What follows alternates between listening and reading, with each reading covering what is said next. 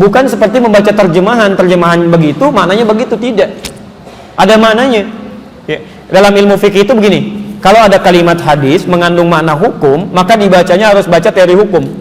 Harus menggunakan teori hukum. Ya. Dalam bahasa Indonesia saja kalimat hukum beda dengan kalimat biasa. Lain. Apalagi dalam hadis. Nah, kalimat hukum ini mengandung ilat. Ilat itu sebab hukumnya. Ya. Sekarang begini.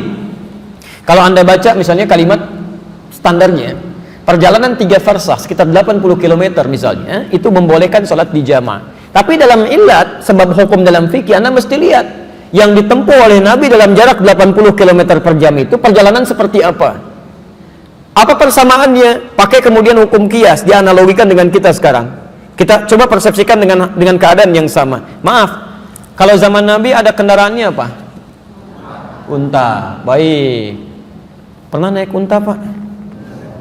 Belum. Baik. Unta itu berapa sih kecepatannya? Baik, 30 km per jam, 60 paling cepat kilometer per jam. Itu kalau lagi senang. Unta tuh.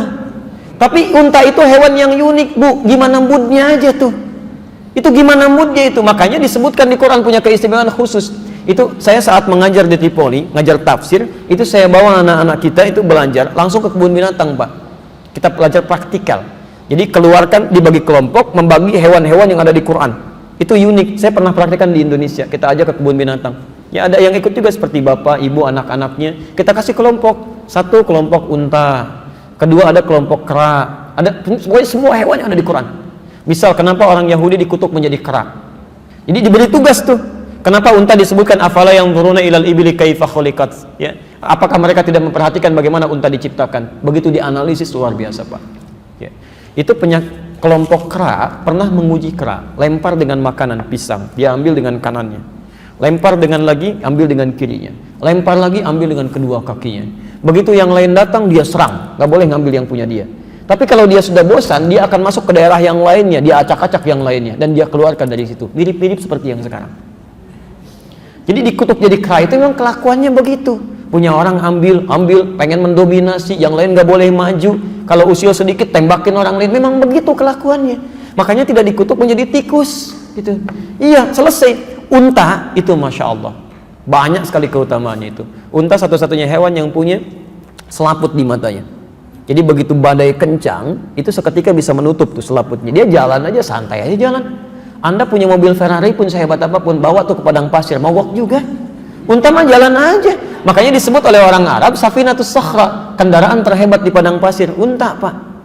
Cuman jangan salah, unta itu bagaimana moodnya. Kalau tuannya bagus, dia akan melayani dengan baik. Tapi kalau tuannya menjengkelkan, dia akan bersikap yang sama.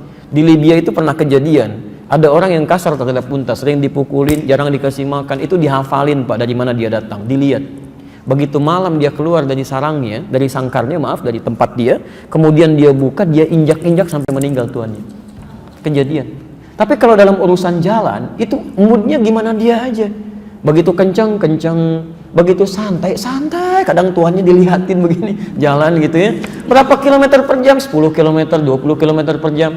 Makanya orang Arab itu punya syair khusus, Pak. Ada 16 rumus di ilmu arud, disebut dengan bahar. Itu diantaranya bagaimana membuat unta bisa cepat jalan dan lambat jalan. Kalau mau lambat, nama rumusnya tawil namanya, bahar tawil. Ya. Kifa nabki min dzikr habibin wa manzili bi saqtil liwa bainad dakhuli fahamali fa'ulun mafa'ilun fa'ulun mafa'ilu fa'ulun mafa'ilun fa'ulun mafa'ilu. Jalannya santai, lihat ke atas begini, jalan lagi. Tapi kalau pengen dia cepat pakai rajaz.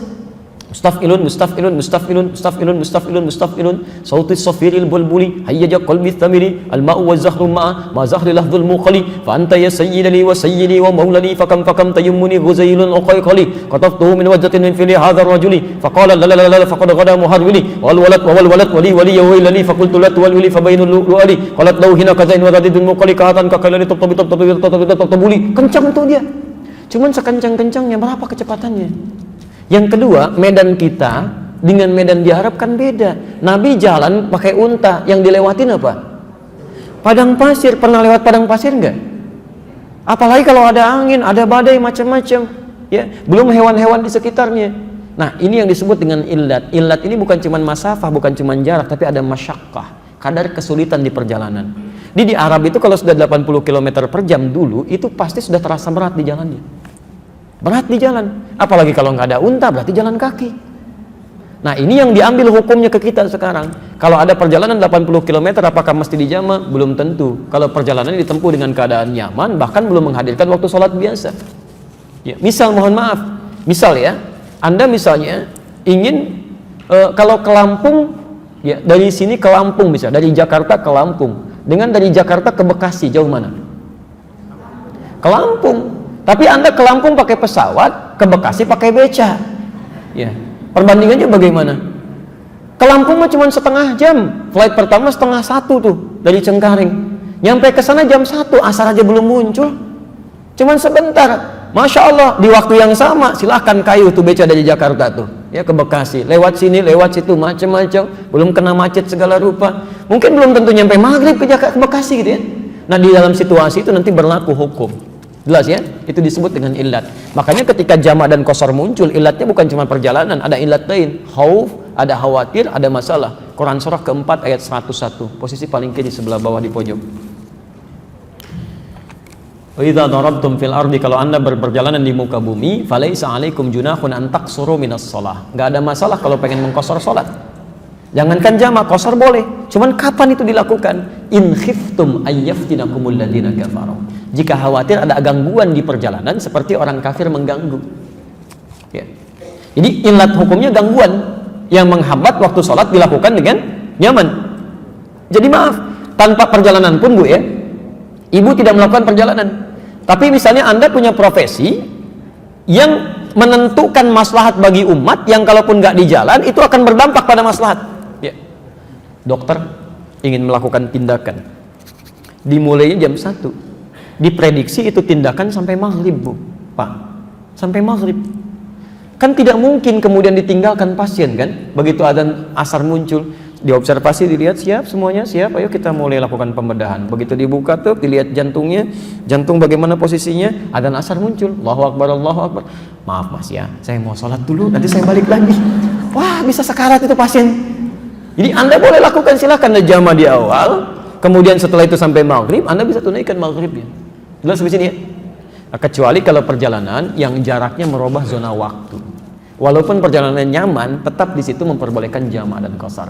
Anda ke Amerika, perjalanan cukup jauh, baru berangkat sedikit sudah gelap, padahal berangkatnya pagi gitu kan.